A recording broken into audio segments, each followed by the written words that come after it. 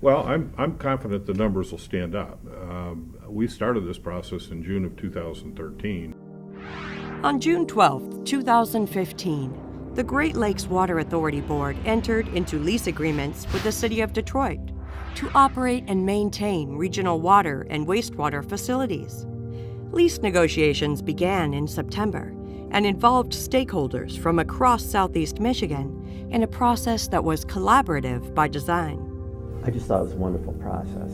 Boy, oh boy, I can't even imagine how many meetings we had in this effort. 140 or more people involved in that project.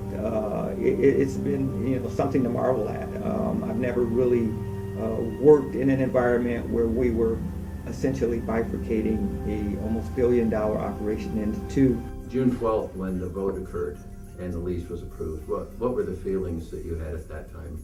Relief. The Memorandum of Understanding that defined the framework for the GLWA reflected good faith negotiations of our state and regional leaders. Mike Duggan, Mayor of Detroit, Robert A. Ficano, Wayne County Executive, L. Brooks Patterson, Oakland County Executive, Mark A. Hackle, Macomb County Executive, Kevin D. Orr, Emergency Manager of Detroit, and Rick Snyder, Governor of Michigan. The MOU stipulates that the authority will use its best efforts to manage the systems for the benefit of all authority customers. There was a great degree of trust and actually friendship amongst the Big Four, including the governor. Very talented regional leaders that were able to work together, be creative, who are problem solvers, not problem creators. The executed leases and service agreements between GLWA and Detroit are faithful to the MOU. These agreements provide for a new regional governance structure, a $50 million a year lease payment to fund Detroit local system improvements, and a new regional water residential assistance program. An independent assessment affirmed that the financial terms were feasible within a targeted 4% annual increase in system revenue requirements.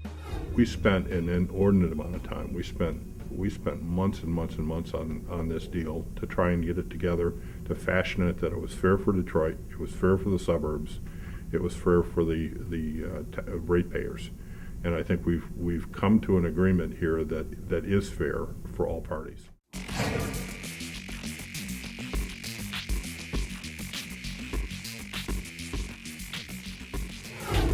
One of the one of the overriding concerns from the suburban side of the game is, will Detroit pay its bill? Yeah, absolutely. I mean, Detroit's no different than any other urban city in America. And we're going to put processes in place to ensure that we're collecting, at a 95% rate in the near future. And of course, it's to the city's benefit to collect those fees, correct? Absolutely. It lowers rates for Detroit ratepayers. 85% of our customers are paying their bills. The Great Lakes Water Authority Board is comprised of 6 voting members, 2 members from Detroit, 1 each from Macomb, Oakland, and Wayne counties, and 1 member appointed by the governor. A supermajority of 5 out of 6 members must agree on appointment of the authority's chief executive officer, service rates, the annual budget, issuance of debt, and approval of the 5-year capital improvement plan. What we find in these situations is it forces consensus. People have to realize that not everybody gets everything they want or can impose their will on other folks.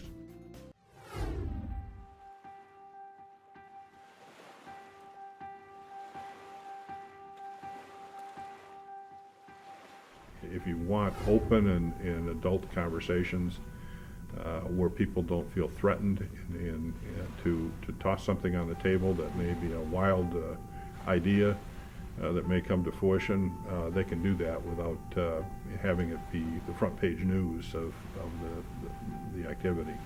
The purpose of this order was to keep the negotiations confidential so that the individuals negotiating, the credit deals or the different new structure for the city of Detroit or the creation of the authority, they could speak frankly. Any individual that wanted to vary or from the order or have a discussion with some other individual or group, all they had to do was to give me a call or send me an email. And I don't think I ever refused a request. The creation of the Great Lakes Water Authority is an historic event, ushering in a new era of cooperation and common purpose for City of Detroit and suburban customers in the GLWA service area.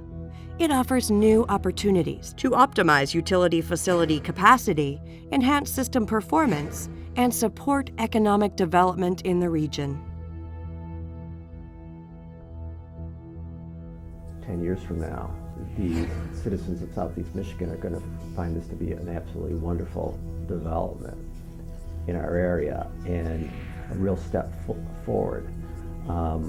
Regionalization of the water and sewer system, it's going to make the system so much more efficient. We could shut down perhaps one water plant that's producing water upwards of, I don't know, 80, 100, 125 million gallons a day.